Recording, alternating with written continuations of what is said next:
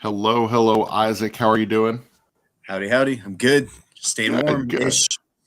Warmish, yeah. We've got a fire. I put a fire in the other room. They're all hanging out around the fire. It is the South, so it's not really cold, but it's cold for the South, I guess. It's It's fair. in the low 40s, so which is Yeah. nice. I Yeah. like the Teens cold here. weather. Yeah, teens. Wow, Teens, yeah. my wife would have just died. Erin would have just been like, you know what? I'm gonna die right now because it's too cold. I'm done. So It's fair. cool. It's fair. All right, let's introduce our guest. We're talking about Yes, sir. historical games tonight, and we've got Glenn Dover of Forbidden Games. How are you doing, Glenn? Great. How you doing, guys? Good. Howdy. Just a quick note. We've got a little bit of a technical issue. Glenn's audio sometimes is not syncing up, but it's all good. We're going to power through, and we're going to talk about historical games tonight. We're going to talk about Forbidden Games and what they're doing and some of their latest releases. So, Glenn, thanks for coming on the show. Glad to be here. Absolutely. So, actually, the person who made this connection for us, Simon. What's up, Simon? How are you? Already in the chat. There we go. Exactly. So, why don't you start us off with some questions, Isaac, and get us going? Yeah, so our first question, we're talking history in games. We're talking historical games. So I always like to start movie, TV, something along that line. So I thought I'd start with, what is your favorite historical movie? Something that takes place in real life and has been made through the magic of movies into a story you really enjoy. So Glenn, if you would, please start. Sure. I'm old school, so I'm going to go with Zulu. In my way of thinking, the perfect, most well executed historical. It also stands on its own. It's not just for us history nerds and us, kind of really anyone could watch this movie and enjoy it because it's terrifying. You guys are familiar with it. Yes. But yeah, this couple hundred British soldiers, thousands of Zulu warriors, and they're like just coming at them wave after wave. The tension just builds, early in the movie, and then at a crescendo, they're just getting attacked all night. And in the end, spoiler, they do survive and they don't get wiped out and overrun. But just a really historical movie. The uniforms are perfectly historically accurate for CGI, so they had to recruit actual Zulu to be in the film, and they created a Zulu village, and they were all directly accurate, dress with historical weapons and shields, and really a spectacle. But also drilled into, like, we're kind of behind the walls, and they were just obviously thinking they were and just kind of examined that a level of personal that kind of guts, and it's just it's a great historical film. It's awesome. Nice. Mine's going to be a little different than Glenn's. Mine's going with Monty Python and the Search for the Holy Grail. One of the best historical accounts of anything that's been put to film. Starting serious, sir. No, actually, I figured that I should probably pick a serious version. Gladiator. I think Gladiator came out when I was starting college when Gladiator came out, and I just remember the cinematography of Gladiator, just the beauty of the film. Like, just it's gritty and it's raw, and I don't know. I really like Gladiator overall. I'm not a big Russell Crowe fan, but I really liked his portrayal of that character and just kind of how everything was shot. I think I like it more for the cinematography than anything else. But I enjoyed Gladiator. Yeah. Fair. I had to go with what I assume to be a fairly straightforward, popular answer, but still is a movie that really touched me when I watched it. Was Saving Private Ryan. I remember seeing it with my grandfather, who served his whole life in the military, and it was a movie that was hard for him to watch, which meant to me there must have been pieces and parts of it that were very, very realistic. Yeah, it's such a good story. Band of Brothers was going to be my next pick, which isn't technically a movie, it's a TV series, but man, both of those are so good. And Saving Private Ryan was one of those like quiet moments in the theater that you just walked out going, "Wow, I experienced something." I mean, Private Ryan was again so authentic. Very buff, and as a historical gamer, we look for authenticity. Sure that the uniforms, the weapons, the tactics, everything, the way that it all feels accurate. And Saving Private Ryan, they've really. I think there are lists out there of, here are the things that they made mistakes on. That would be so tiny that you wouldn't even. But they did just a classic. It changed the genre really of historical for film. sure. We had some amazing movies coming out right after that too, for sure. I know one that kind of looks. I don't know that much about it, but Dunkirk is on my list of movies to watch before the end of the year. So hopefully I'll get to. I don't watch a lot of historical movies. That's I'm going to be honest. This whole topic, historical games and stuff like that. I was like really trying to come and bring something. I was like, man, I just realized how much I don't dig into historical topics, so this is a blind spot for me. So and so your next question, Isaac, I actually don't have an answer for, so I'm going to listen to the two of you talk about it. So our next question is, what area or time period is overdone in board games, or do we have enough of games from this era or time period? Glenn, did anything strike you with that? Ironic that Ryan's pick of a movie fit right in Rome, right? There's so many games about Rome and set in the Roman era. I mean, it's a very interesting period and lots of great, background but man, there's a lot of games about Rome out there. Yeah, that is absolutely fair. It was definitely high on my list. I went with just 1800 games, and I think that comes to an easy 18xx, but I feel like we get a lot in the agricultural 1800 industrial region as I started kind of looking at boxes that maybe weren't like true historical games, but were based in time periods. Rome definitely stood out. Also, in fact, one of my picks is got Rome in the title, but it definitely, those two were the ones that jumped out at me. I think for sure the most. Yeah, I was, when you put 1800s, I was like, well, I can't take the same thing. But yeah, 1800s has definitely been overdone in the board game industry. But you're absolutely right, Glenn. Rome, I feel like you've got card games that have like a Roman theme. You have small box games with a Roman theme. You have city building games with a Roman theme.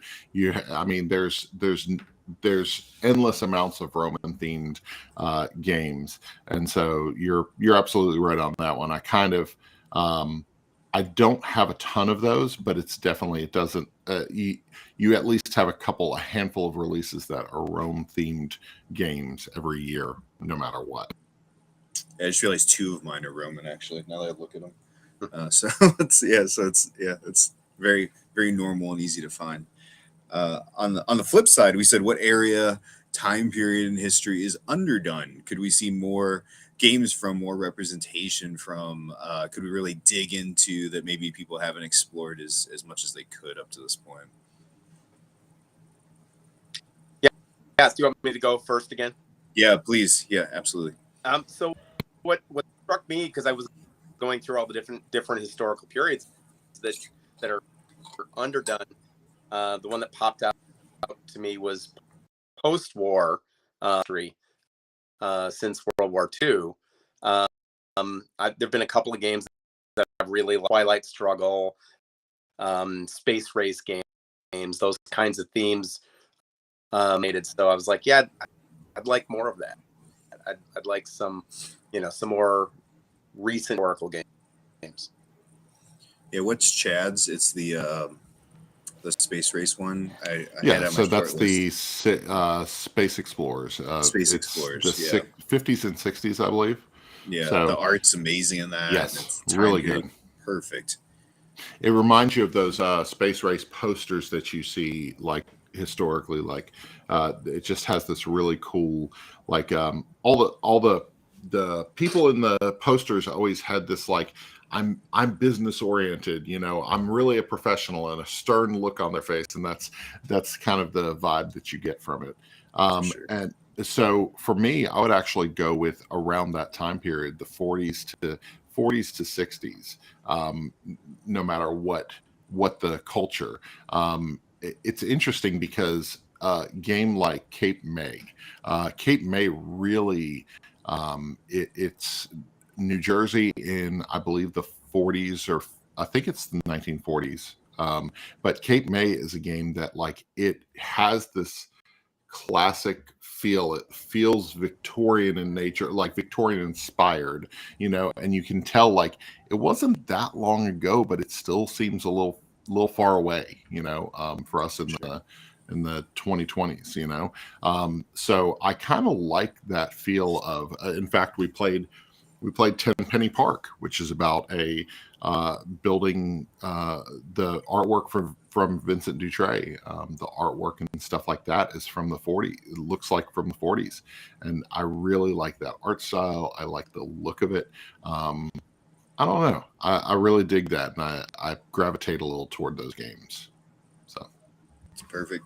Yeah, I went with even though I do think that where do I put it? I do think Board and Dice has done a great job in the culture. I really think more Mesoamerican, Central American, Mayan, Incan, Aztec, even just outside of like the building culture. I'd love to see more that represents the life, the farming. As being somebody that's my background, that's my interest, it's my family's background. There's so many things I've even kind of had roll around in my head. I've talked with Michael Petrie about some different, cultural game ideas that were like, man, like this could be a really cool thing that like no one knows what this thing is, and this would be a cool game idea. And I think it's an area, and I think we're seeing it right now with Wakanda Forever, where people are like, oh, that's really cool. I'd like to know a little more about that. And to me, that Mesoamerican would be a perfect area for somebody who, even though they do a great job, somebody outside of Board and Dice's, game theme could explore. Give me a Three Sisters type of style game, or yeah, something yeah, that's more, something that gives a little more, even like a Marrakesh, right? yeah. Something that's easy and, a light entry point for people. Yeah, I think Founders of Teotihuacan was one of those this year. Founders was accessible, whereas some of the other ones that have come out were a little harder to grasp, or it may have been for that. You're clearly making this for gamers, whereas Founders is one that I've actually taught people who are not gamers, and they've jumped in and been able to understand it. And I like the theme of it. I like that there are some cultural milestones that you learn through building. You're like, oh wow, I never thought about that. So because we're kind of divorced from that, Right. living lives of convenience. So let's see, what's our next question here? Oh yes, so you're talking about time periods. We're talking about time periods. If you could go live in any time in history other than where we're sitting right now, and I mean, I've thought about this before. I'm sure you guys have crossed your mind with this. Like, what would be your go? Right, you got the time machine. What year are you punching in? Where are you headed? Glenn, feel free to start us off, sir. Yeah, for me, it's the Napoleonic era. So Europe, 1810. The dress, both for men and women. Just the genteel manners, the dueling, the politics, the everything to do with the culture was just a high point to me of kind of this European culture of before it started to become modern, and so Napoleonic era. Great choice. Mine, I'm not going back that far, and I think I'm realizing I think I'm realizing a theme throughout this. I think I'm not going that far back in the time machine because, first of all, you're probably dead at the age of 35 to 40. Okay, so that's not a thing that I want to experience. You've Not died a of real, dysentery. yeah, not really a fan of plagues. That's another one. So, and let's just be honest. Like culturally, we had some real bad times back in the day, Sure. and so I go back to 1970s. I am a huge fan of funk music, and I think I would be a good teenage age range in the 1970s, so I can enjoy the funk music. So, just want to comment. I was a preteen in the 70s. Tell you, it was pretty cool. I missed it by a little bit. I was born in '81, so but it's funny because when I was a high school student, my teachers would always make comments about me because I was listening to funk music and I was listening to all these like old albums that they listened to in the '70s, and they're like, "What are you on, kid?" You know. So. Yeah, I mean, there's all sorts of times in U.S. history, right? As we are obviously most familiar with that would be cool to get back into, to see kind of the move out west within the United States and what that drive looked like for individuals. And but it's funny, I kind of went where Ryan did when I started thinking music. Like I've got this part of the basement is all board games, and that part of the basement is my shrine to the band of George, John, Paul, and Ringo. I'm a huge Beatles nut. I collect all sorts of memorabilia from them. And I think like being born in like the 50s, so I could have seen as a kid Elvis hitting the stage, could have been a teenager in 1964 when the Beatles hit Ed Sullivan, see the moon landing at the age of 19 in like 1969, right? Like I think about like the civil rights leaders that were going on and the movements that were happening in this country. To have been like first row seated to some of that would have been something to see and experience. I know my dad sat, and found himself in a lot of that and had some very interesting stories through that. So that's kind of where I sat. I kind of we're about where you are, Ryan. I didn't go back too far, but some cool stuff to be found for sure. Yep.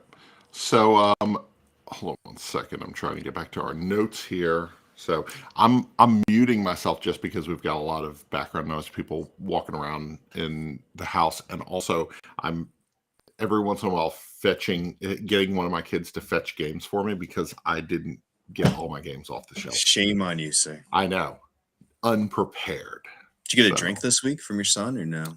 No, he didn't work today, so no drink for me. So Glenn, on the last show, my son just came home from work. He was working on a Monday night, and he ended up bringing me this drink that he made, this concoction that he made at Starbucks, and it was delicious. You just kind of reached out, grabbed a drink, and it was really good. It was really good. Perfect. Yeah. So, Glenn, let's talk about Forbidden Games. Let's talk about you. The reason why you're on the show and the topic is historical because you are a history buff. You enjoy historical accuracy. That's something that you really dig. So, talk to us a little about Forbidden Games and I guess how history and gaming kind of tie together for you. And I'll actually take a step back because Forbidden's actually my second board game publishing company that I founded in 2000 was Eagle, which is now Eagle Griffin. We did a lot of historical games back then. We did an American Civil War game, an imperialism game, and we did a Sid Meier civilization game. We did kind of the Age of Discovery, and we did a Napoleonic game of historical theme. A group, kind of a game about. So that had a historical bent to it. So just a ton of historical games. We just finished developing and launching the subtitle is A Story of Civilization.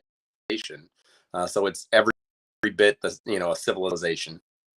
So you start, just like any good civilization builder, and then you develop your cities and towns and things across the world, technologies. You build wonders of the world. So it's nation building genre. The hook for this game is that it's big and sprawling, should have, but you can play it in 2 hours. So it's not too short of Seven Wonders, but it feels just a little unsatisfying at the end. And then it's also not a game that lasts for 6 or 8 or 10 hours like some civ building. Yeah, and I think that's a barrier to entry for a lot of people. I haven't played a ton of civ building games because they're often they're too time consuming, or the learning curve is just not one that I want to jump into. Spending 2 to 3 hours on one game. There is a civ building game called Hadara, which I actually played it again this weekend. It's one of my favorite games to play. It was on my top 10 list for, I think, when it came out in 2019, I think. And so Hadara plays in under an hour, and you feel accomplished because you're building the civilization with all these different tracks, and you're trying to manage everything, but you never feel like you're 2 hours in and you're going to lose. You play it in an hour and you're like, that was just the right amount of time spent at the table for what I got. Yeah, that's awesome. I missed Hadara, so I'm gonna have to look for it. So I just realized I was muted. We played Mosaic. I got to play it on TTS with Simon when you guys were still in development, kind of checking it out, getting some feedback on it. And then recently when it fulfilled and we had it, and a couple of our locals on our game group got it, and they're like, "Can you teach us this?" I'm like, "Yeah, let's read it through. Let's go." And we had no scoring cards come up in our first game with 6 players. And I messaged Simon and I said, is this normal? And he's like, no, you should have done scoring at least once. I'm like, no, we didn't do it at all. And well, I didn't realize that we were supposed to still score when the game when the end kicks, like that there's a scoring. So we didn't even do the one that you're supposed to automatically do. So we went back, and of course everybody, because we track our stats on BG Stats, right? Everybody's like, that one's invalid, except for the guy who won, who says, no, it's fine, just keep that game. But once we played it the correct way, it's like you said, it was 6 players, which can be daunting to play a 6-player game that isn't like Fuji Flush, right, or something like that. So from start to finish of the game, we were a little over, I think we were 2.5 hours, which for 6 is, for a game that is that meaty, felt like, wow, we really got a chance to play something together and do, like you said, the civ building. But I love that the action selection is helpful for some of our AP players, that it's not, how do I Lacerda this into 10 turns? It's take an action, next guy goes, right? So, and that's kind of a theme you've had with a lot of your games. Is that correct? Recent designs. Yeah, I think kind of the evolution of my thinking, that you want to keep it moving. You want there to be low downtime, right? Good, yeah, for sure. Interesting choices. You want people to, every time they're playing the game, is to have as many interesting choices as they can have. The feeling of empowerment that you're driving success or not in the game. Right. It's got a more hook for the experience, right? I'm really driving the bus here. It's not like I'm doing the best I can and the game is beating. I'm really doing this, and right. So that's kind of what drives my game designs more than just, I'm willing to strip it down so that you're playing the game's not playing. Yeah, it's fair. how would you say your, as far as your background, your interests, and your love for history, how did that weave into, what we see with Mosaic today?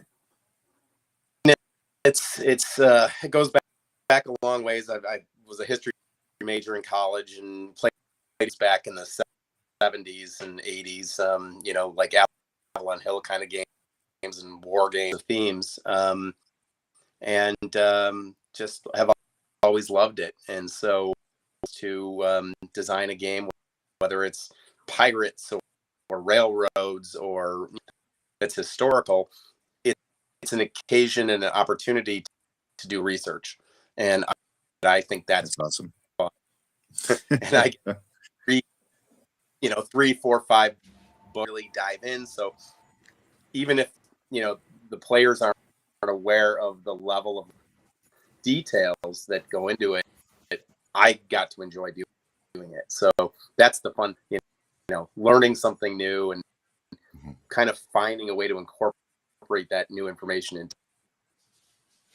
Now, when you talk about starting a new game design or going into maybe an era that you may not know a lot about, like what it's interesting when you talk about like researching and things like that. You sound a lot like my wife. When my wife graduated with her communications degree, she told me, she said, I really, really, really want to just do research and write papers and stuff like that. And I'm like, that sounds like the worst life. In my head, I'm just sitting there saying, supportive husband, writing research papers a lot. And so, but what she was trying to get to was the fact that she wanted to do grant writing.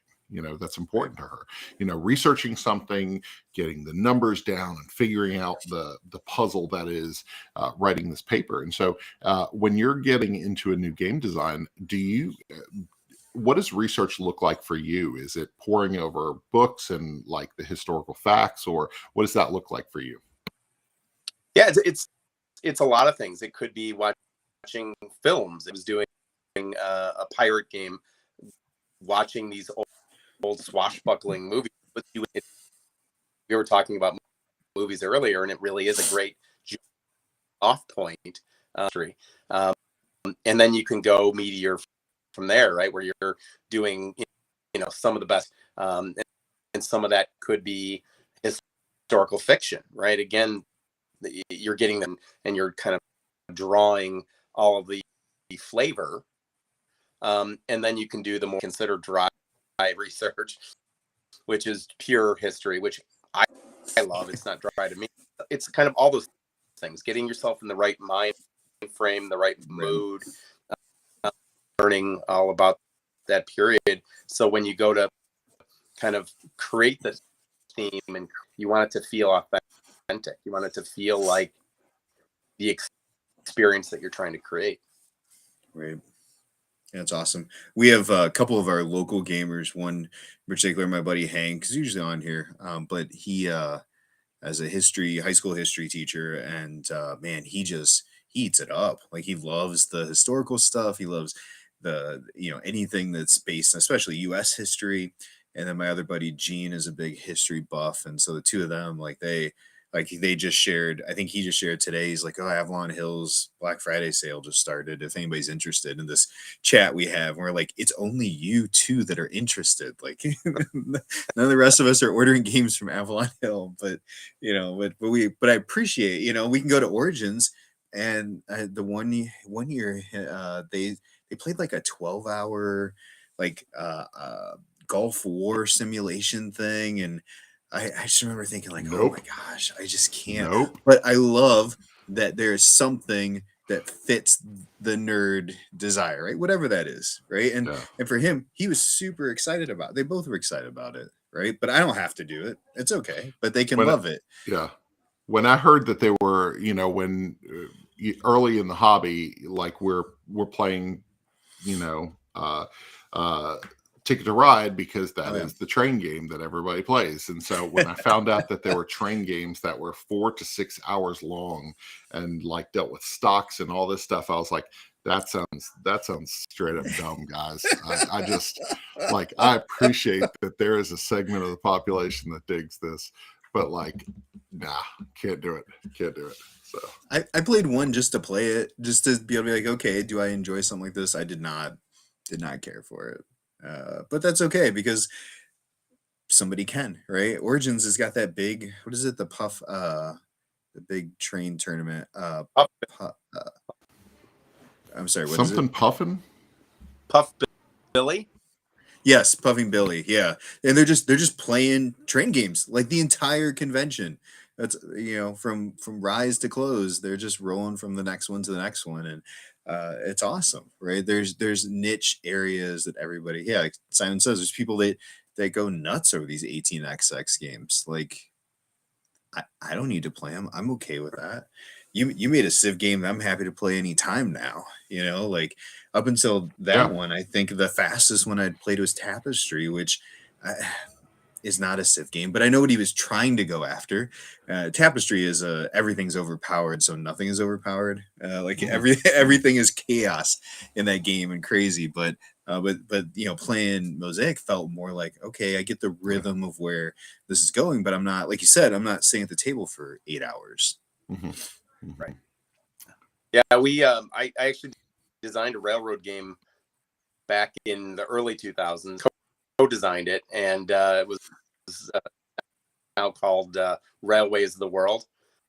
A faster version of those 18xx games, or an easier of a Martin Wallace.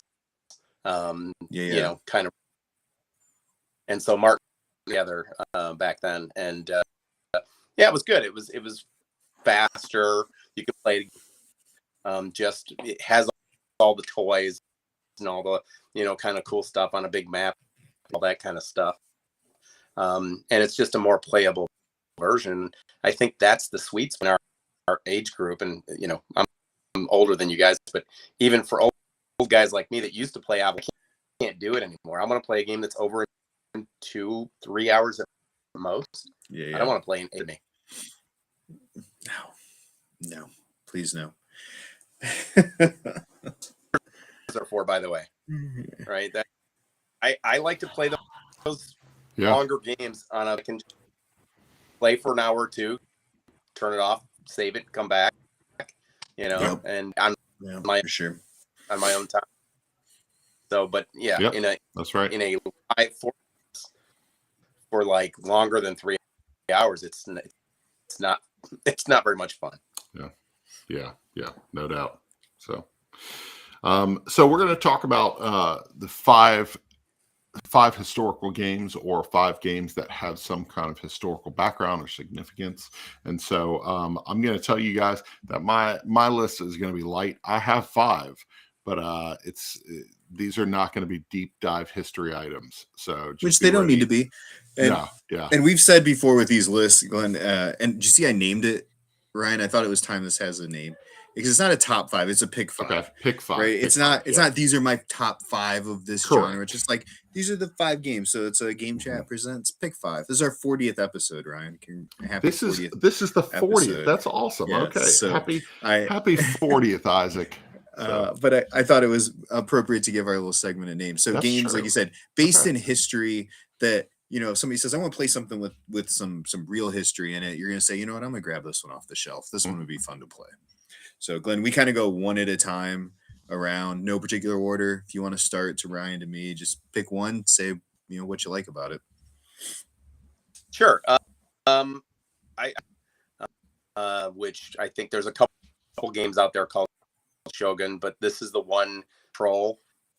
And it's got that feel of it was based in Spain originally, that this mechanic. Talking about Simon, you know what I'm talking about? He probably fell asleep. Yeah. Anyway, it's really well executed Euro area control game, and it's Shogun, and I've got it on my shelf over here in a minute to double check it, but just a great blend of theme and just a great turn order kind of sequencing game. that the order that you do deal a difference on how things turn out. My brother got me a copy of Shogun. It was a different Shogun game. Apparently, there's like a bunch of Shogun games over the years, but this was made in the 70s, and I was like, I have no clue what this game is. And so, oh, is that all the little plastic miniature guys? I think so. It was. I had no clue what I was looking at, and I wasn't sure if it was complete or anything. I was like, if you want to sell this and you can make some money off of it, go for it, because I have no clue what I'm looking at. So that's fair. That's fair. Yeah. I'm going to go with Castles of Burgundy for my first pick. Castle of Burgundy. I love the castle building. I love the the Euro feel of this game. The artwork sucks and it's fine. It does. It's awful, and so it's fine though, because I really enjoyed the decision making with the dice rolls and there's so many. Stefan Feld does such a good job of like giving you opportunities to make points no matter which avenue you want to go down. And Castle of Burgundy is one of those games that when I got it from my wife, I was like, she's either going to love it or hate it. And she loved it. We played a lot of Castles of Burgundy the first year they got it for Christmas. And so, listen, Simon's giving me crap. I already explained that. Listen, I already said that this is going to be light history. This looks like an old photo, old place, okay? Castle of Burgundy. It's a historical game. That's the deepest historical game he has, Simon. So get ready. There we go. Listen, I was going to put Strike on here. Gladiator battle, right? Strike's about gladiators, right? Come on, guys. But for a game that's actually, where did I put it? I make such a mess with this pile. But for a game with actual characters and an actual historical thing, I went with Hadrian's Wall from Renegade. The literal heaviest flip and right, roll and right I own. I think this weighs, let's say, 87 pounds. Roman, it doesn't weigh 7,000 sheets of paper in there. It's so heavy though, right? Just the components of the paper alone. But such a fun Roman emperor, building Hadrian's Wall. Like, I was thinking as I look through some of these, there's some of these games that make me really look into the history a little bit. Like you said, like the history doesn't interest me a ton, but when I played Wingspan, suddenly I was really interested in birds. I wanted to learn more about birds. When I played Hadrian's Wall and I was reading through, and it's like, oh, this happened in 122 AD, and I'm like, this is a real thing. Well, let me look into this a little bit more, right? And so it's kind of fun to learn about what goes into inspiration for a game like that. So that's my first of 5. All right, Glenn, what do you got next, sir? I'm gonna grab a box since we're doing boxes. Here we go. I've got it right here. All right, here we go. Oh, there we go. Trajan. Trajan. You guys? No. I have not played it personally. I've not played it, but I know of it. Yeah, it's a very heavy Euro. Again, it's a Feld. So I thought I'd follow up with that since you mentioned it.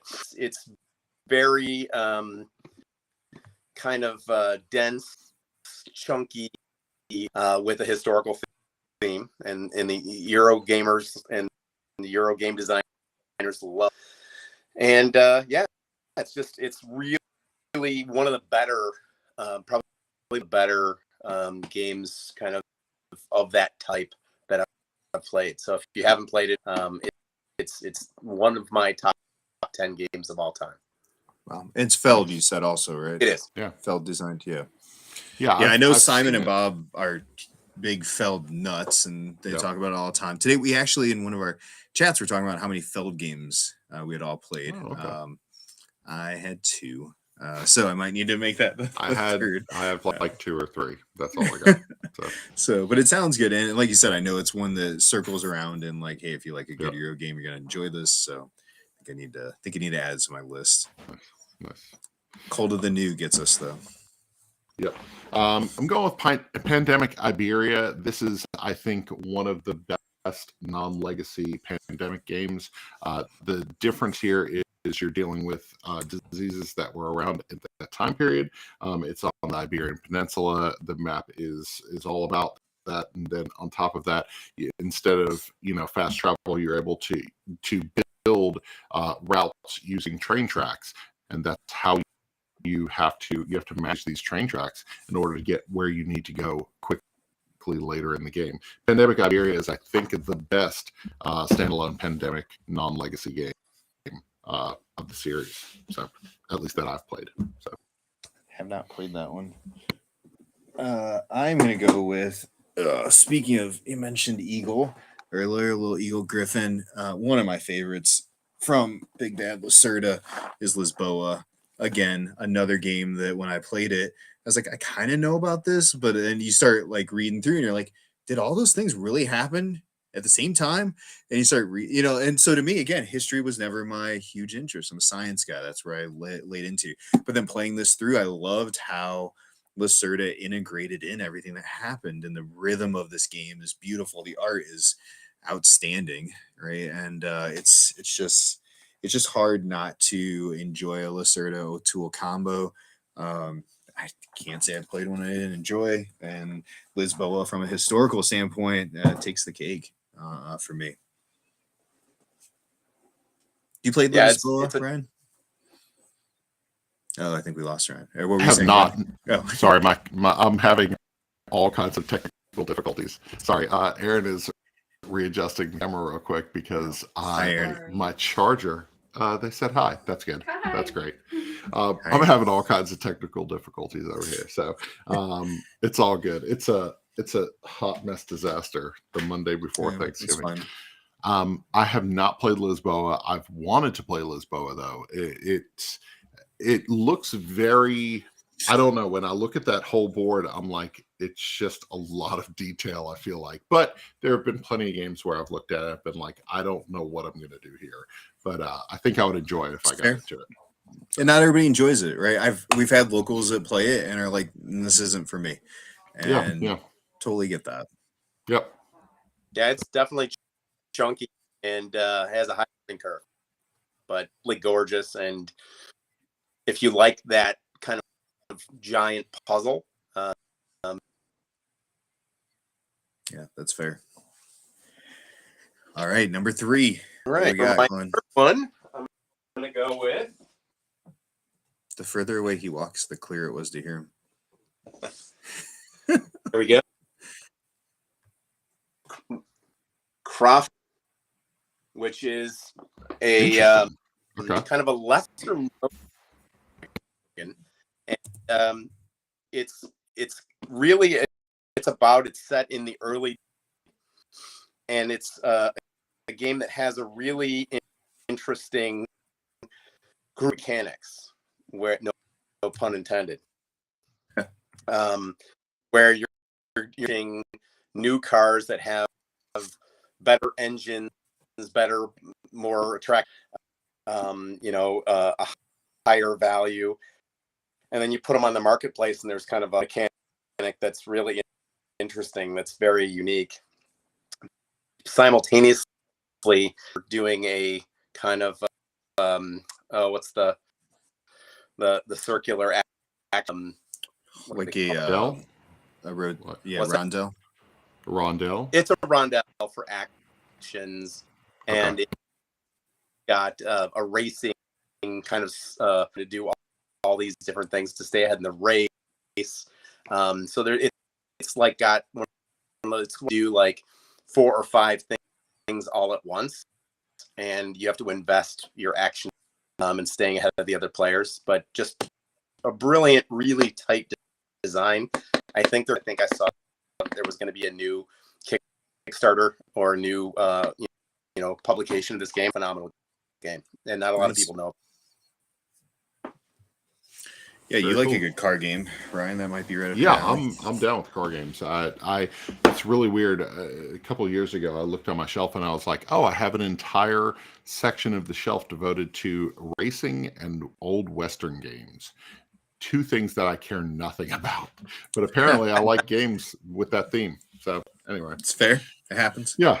Tutankhamun is going to go on my list for number 3. This is all about King Tut's tomb. This is such an interesting game because I hadn't played it until it was republished by 25th Century Games.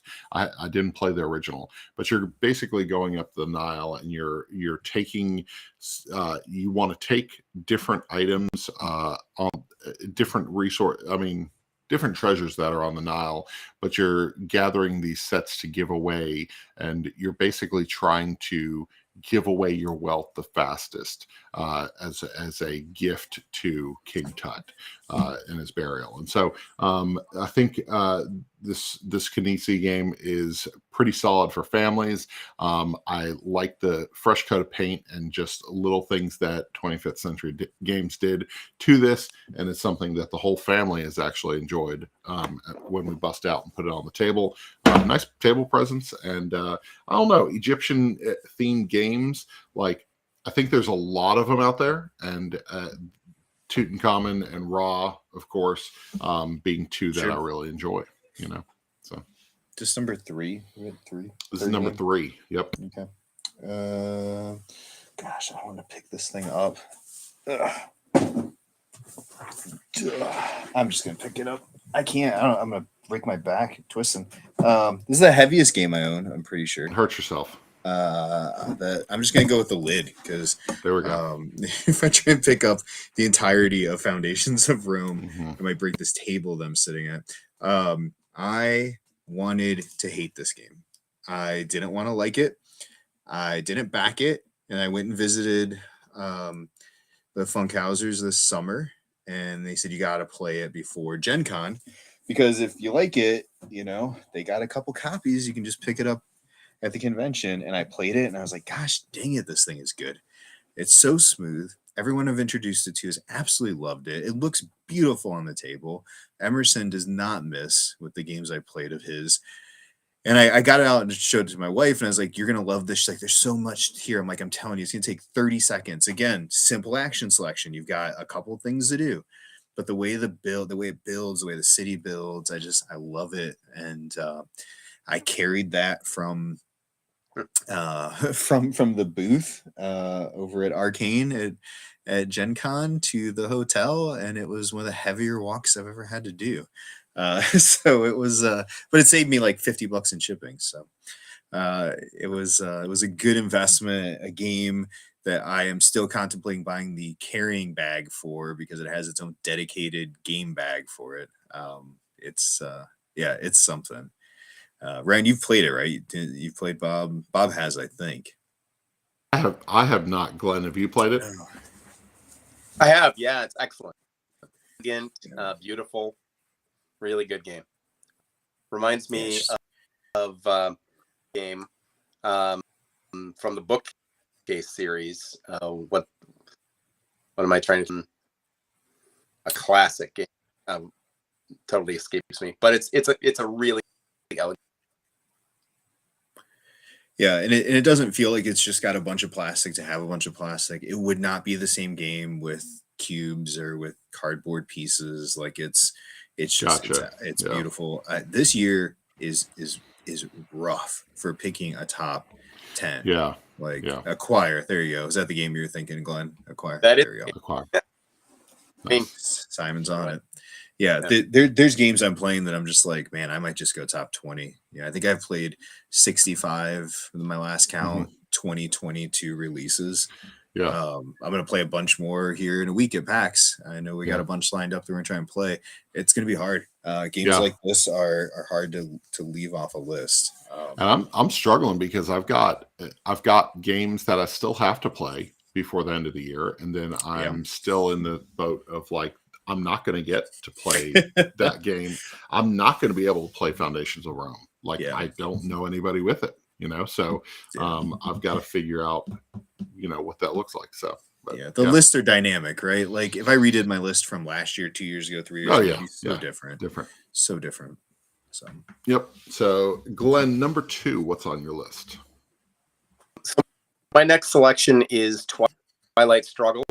We kind of referenced earlier, or 2-player game, card-driven decisions, really, event-driven strategy game that's just it's got a little bit of a balance challenge, right between the Americans and the really, and one other issue is that the player that knows the cards best will probably win.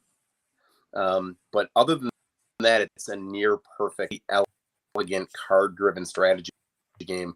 And again, you can knock it out in like hour and a half all night to play it. So Nice. really enjoy that. I actually enjoy it. The AI is really competent and will give you a good game.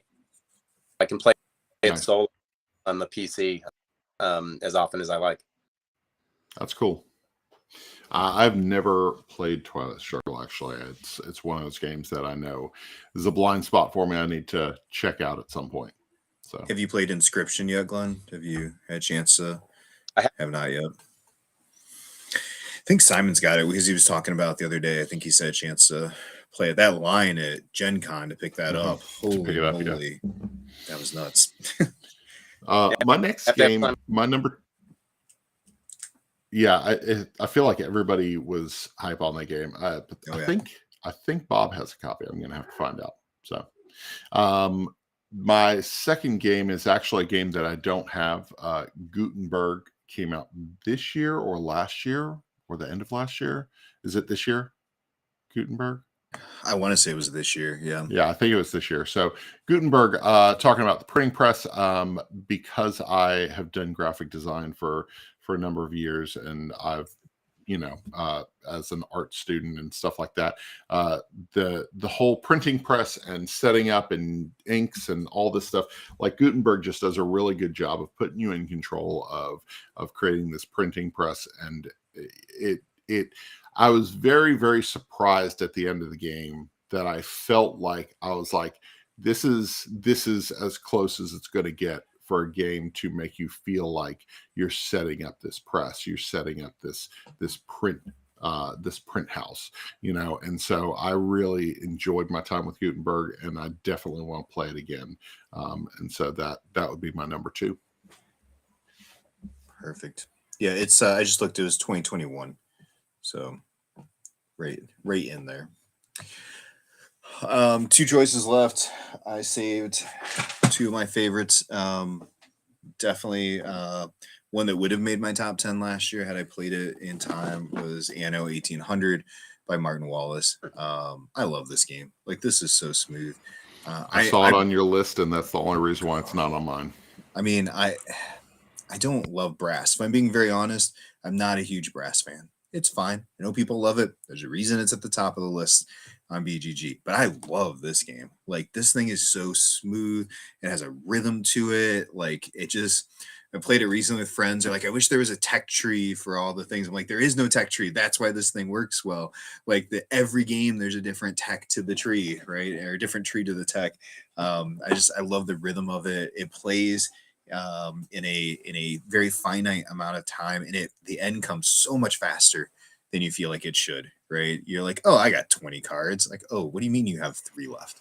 Yeah. So it's I love the rhythm. I love Wallace's design and historical capture through that. I taught my brother and sister-in-law how to play that a couple weeks ago, and I was iffy. I was like, man, this is either going to be a hit or it's going to be a big, big miss, and halfway through the game we'll just pack it up.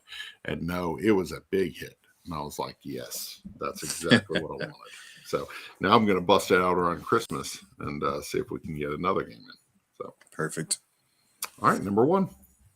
Last one. So for me, as an old horror war gamer, I felt like, but one that's more modern. So I picked Command and Colors. And Command and Colors is a series of kind of block games that essentially a battle, but it's fast play. It's card driven, really kind of much more action and kind of tactical in your play rather than the stroking your beard and moving It has that upscale tempo and to it that kind of makes it more interesting and viable.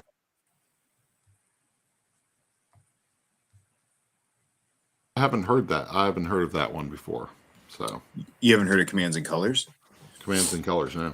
I think again because I've got people like Hank and Gene in my group. Yeah. They love it. They look for the GMT stuff. He goes right to Really? that Yeah. booth at Origins. That's not the one where you're clipping the corners though, right? That's No, that's a different game because it's actually like the little cube like squares and yeah. Interesting. That's I cool. try and be a good friend and pay attention, but Yeah, I try not. I try not to. So I don't know anybody who plays that around me. At least that I know. Yeah. So yeah, that's your direct gaming circle. exactly. So don't you? What now? Don't you live near a military base? I do. So that's the thing. Like living near a military base, I'm sure. I will tell you that Warhammer is huge out here. Like is every bit of money that they get on base, it goes to Warhammer. So yep. Anyway, yeah, we see a lot of that. Yep. So my last one, number one's going to be Museum. This is a set collection game with artwork from Vincent Dutray. Because we're talking about history, this covers all of history because they're all historical artifacts. I won history. Museum is a game that Museum was on one of my other lists before at some point, but this is a game that is a redemption story, which is funny because I hated my playthrough of this game. The very first time I ever played this game, I played it at a booth at Origins, and it was kind of in the it's ready to launch on Kickstarter. This is in its almost finished copy, just not with the final artwork, and I hated the game. And when I actually got to play it after it released, I wanted it so badly that I got it for Christmas. My wife got it for me, and we played it almost immediately Christmas Day. I love Museum, and the artwork's fantastic, and there's so many cultural artifacts that you can look at with facts on each card. It's really, really cool. So nice. Got a few from Jason there, giving his 3 there. Jason, Hadrian's Wall, Foundations of Rome, and Watergate. Watergate is one that I've heard so many good things about. Yeah, no, it's fair. So for my number one, I went with the game that is hands down on my top 10 for this year, for 2022 release. Talk about an area of history that we don't spend a lot of time in is the funeral and death of Beethoven in Lacrimosa from De Vere. I mean, I'm seeing Mozart. That all over the place. Mozart, yeah. Mozart, not Beethoven. My apologies. This game is solid. It's got a good rhythm to it. I mean, it literally, like, you look at the bottom of that, it's like it's funeral march. Like, this game is about his death, right? And kind of what happens and the surreal story about the musicians who continued on his last requiem, La Lacrimosa. Like, I love it. And you're playing that out. And man, talk about another game that made me dig into, like, is this real? I went on Spotify, found the songs, played it while we were playing it, got that rhythm to it. Man, what a cool way for De Vere to find and dip into not your standard historical game, but something that just like bleeds reality to it. Yeah. Can't wait to play it at PAX, not with Simon. Perfect. Sorry. Yeah, Sorry, I need to find somebody with a copy of it, or Bob has to bring it back from PAX. He'll probably bring it back. I need it. Of course, Bob's going to bring it back. He'll bring back a suitcase full of games. So, yes. So, Glenn, we always end the show with a game or two that we've been playing that we've really been enjoying. So, what's been hitting the table at your house? Yeah, it's a tough one because so engrossed in finishing and balancing and playtesting most that I've not been playing anything else. At least not board games. I even make the guys at the club play it, and they hate me, but they're willing to do it because balance and be polished before we launch it. So I have to admit, yeah, I've played almost. I can't make the club. Then they bring out the new game, so I miss it. Right. So time since I've played something new. Embarrassingly enough. That's got to be a similar story among publishers and designers. Like, you don't get to play enough of the new stuff because you're always playing your own. So yeah, it's I've played some of the games you guys really enjoyed them. Mm-hmm. I mean, Foundations of Rome was really enjoyable, and some of the other games played recently are great. Museums really enjoyable. But it's been a while since.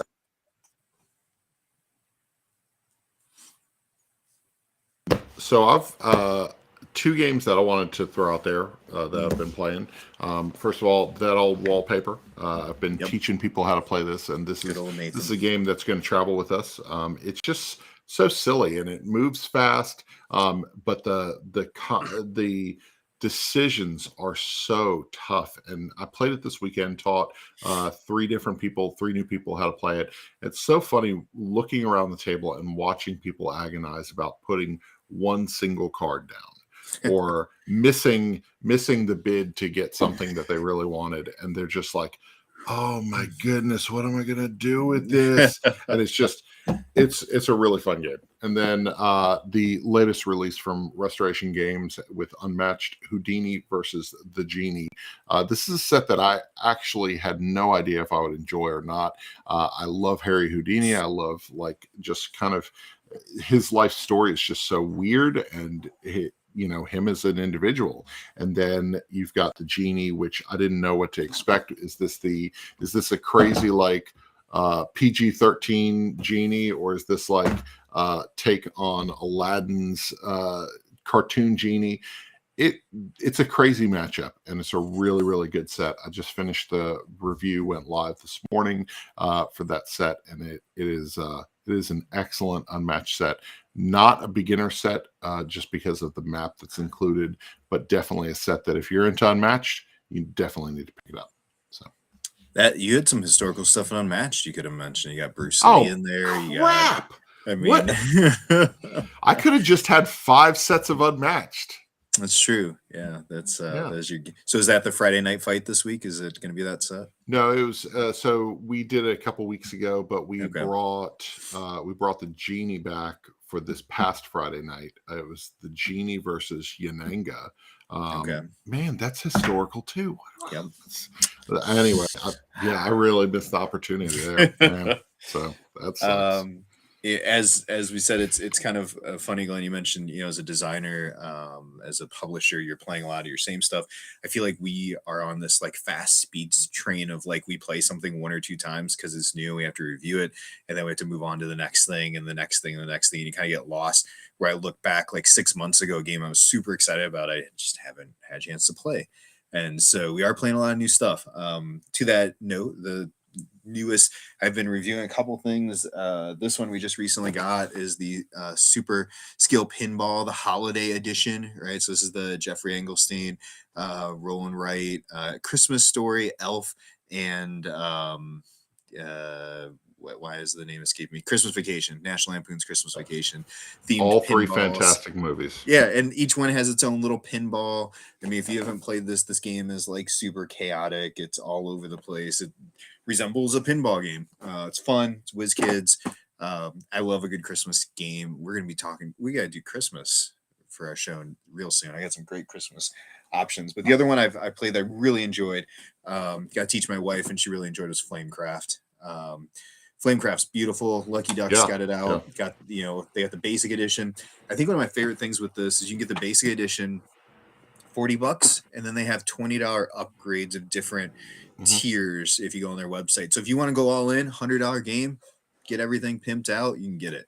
If you just want the base comes with a neoprene mat, comes with great, you can just start there.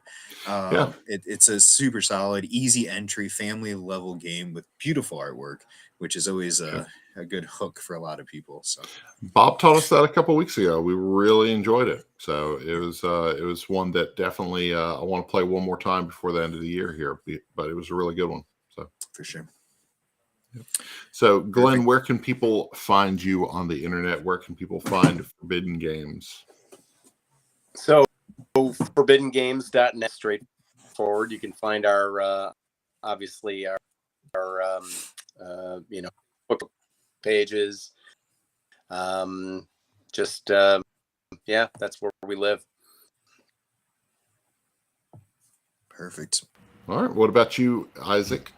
You can find us anywhere you can find the handle Gaming with Sidekicks on the Facebooks, the Instagrams, the Twitter for now, TikTok, anywhere you can find.